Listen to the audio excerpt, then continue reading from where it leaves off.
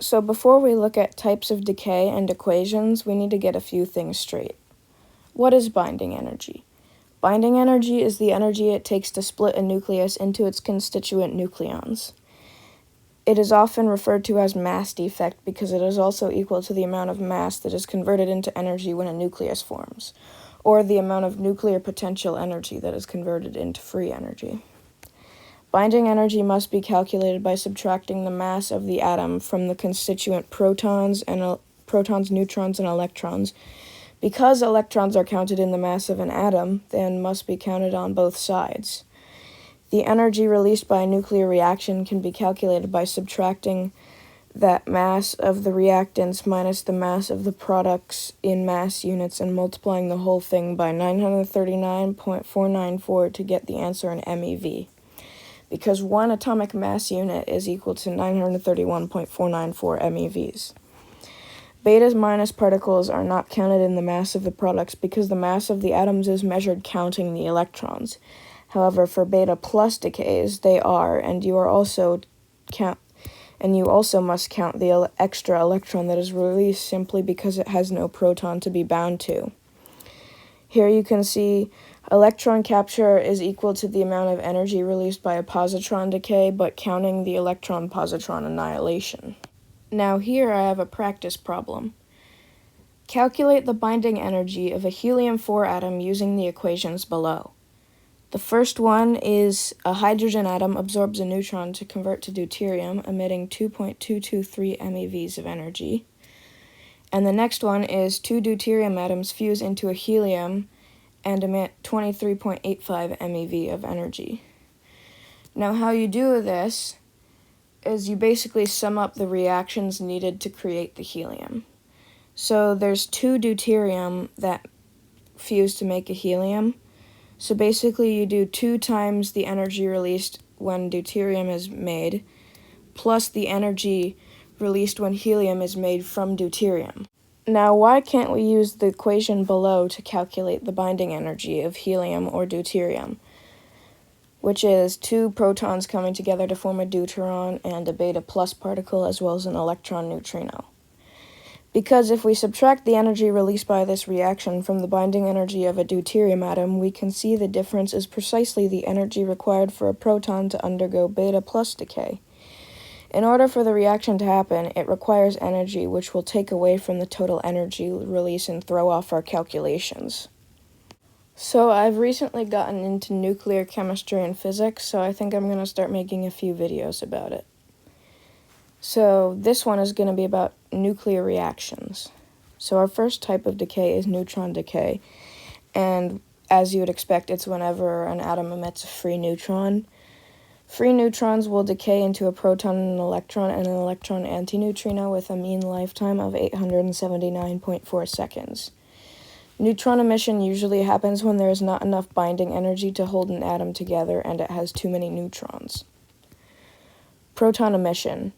When an atom emits a free proton and decreases in both mass and atomic number by 1. After losing energy, a proton may recapture an electron.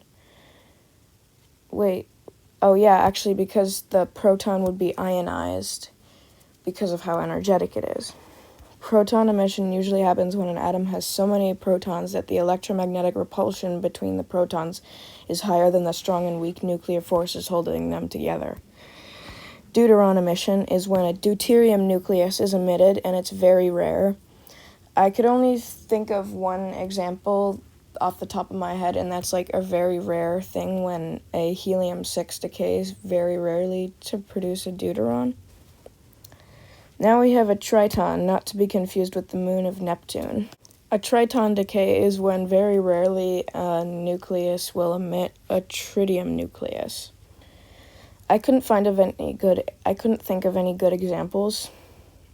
Then this is alpha decay.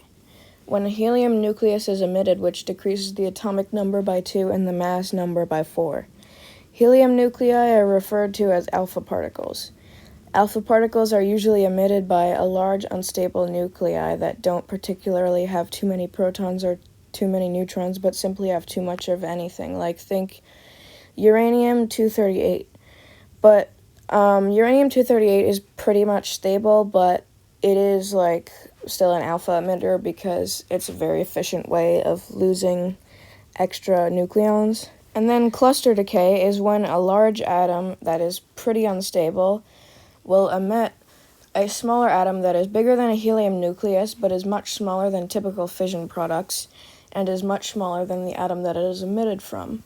This is like radium-223 decays into what I think, lead-209 and carbon-14, which is kind of goofy.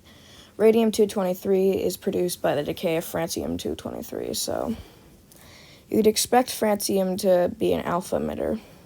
Now we have spontaneous fission. Spontaneous fission is when a large nucleus splits into two smaller nuclei that still have moderately high masses, often releasing neutrons. Spontaneous fission usually happens when an atom is too large and unstable to go at less energetic decay. This is also what happens when uranium-235 is hit by a slow neutron, and the reason why Hiroshima and Nagasaki got reset, essentially. Very sad stuff, but it can also be used to make power, which is really good, and it's really efficient and safe, so. Beta-minus decay is when a neutron, either free or in an unstable nucleus, decays into a proton, a high-energy electron, which is referred to as a beta particle, and an electron antineutrino. Beta-minus decay happens when an atom has enough binding energy to hold itself together, but has too many neutrons. Bound-state beta decay is when a free neutron decays into a proton and an electron, but the electron fails to gain enough energy to escape the proton, making a hydrogen atom. Beta plus decay is when a proton absorbs energy from surrounding nucleons and decays into a neutron, an electron neutrino, and a positron, or beta plus. Beta plus decay usually happens when an atom has too many protons but has enough binding and energy to keep itself together. Beta plus decay requires energy from other nucleons, so if it can't get that energy, it just can't happen. Electron capture, denoted by epsilon, is when an electron and a proton use energy from surrounding nucleons to bind together, forming a neutron and emitting an electron neutrino. Electron capture is often difficult to distinguish between beta plus decay because the change in atomic number is the same. However, when positrons meet electrons from the surrounding environment, they will combine with the electrons to form two photons, each with a characteristic 511 kiloelectron volts of energy. Then we have isomeric transition, which is a type of gamma decay.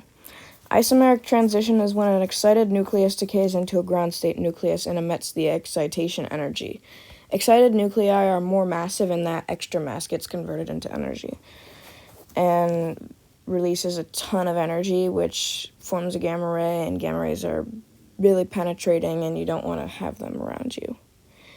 Then X-rays is just when a very excited electron emits its energy in the form of an X-ray. It's not nuclear, but I thought I'd include it anyway.